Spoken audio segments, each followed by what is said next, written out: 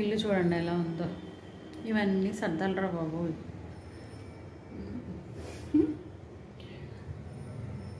గ్రైండర్ది లోపల రాళ్ళు ఎక్కడ పెట్టాను, ఎక్కడన్నా గబుక్కన్న డొల్లితే ఏమన్నా ఇది అడ్డు పెట్టాను. సో ఎంత చేయాలి అబ్బాయి. ఈ సింక్ ఒకటి, ఇవన్నీ బాబు. నాకు అసలు స్టవ్ కడగాలి, తుడవాలి, దేవుడా ఇవన్నీ సర్దాలంటే చాలా చిరాగ్గా ఉందమ్మా.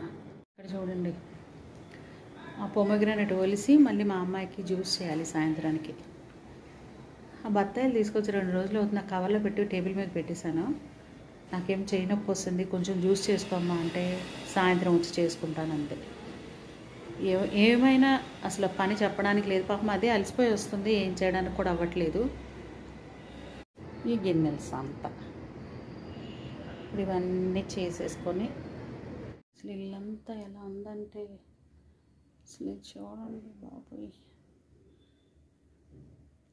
ఇది మా ఓనర్ అనమాట, పూజ గదికని చేంజ్ ఉంచారు. నేను వాడుకునే బట్టలు దీని మీద పెట్టేశాను. మనం వాడం కదా, అంటే అంతకుముందు ఉన్నవాళ్ళు పూజ గది అడిగారట. వాళ్ళు ఈయన చేయించేసరికి వాళ్ళు ఖాళీ చేస్తారు. నెక్స్ట్ మనమే వచ్చాము, అది ఆ ఇంట్లోనే ఉండిపోద్ది, మీరు దేనికైనా వాడుకోండి అని అన్నారు. ఇంకా నేనేమో వాడుకునే బట్టల కోసం నేను అలా పెట్టాను అనమాట. లేకపోతే చిందరవందర చేసేస్తుంది మా యాని, హడావుడిగా పట్టుకుని వెళ్ళిపోతుంది. ఇప్పుడు ఇలా పెట్టాను, సాయంత్రం వచ్చి అంత ఏ బట్టలు తీసేస్తా అంటే ఇక్కడ అంటే నైట్ డ్రెస్సులు ఉన్నాయి కదా, ఇక 5 వేస్తుంది పైన పెట్టాను. అందుకని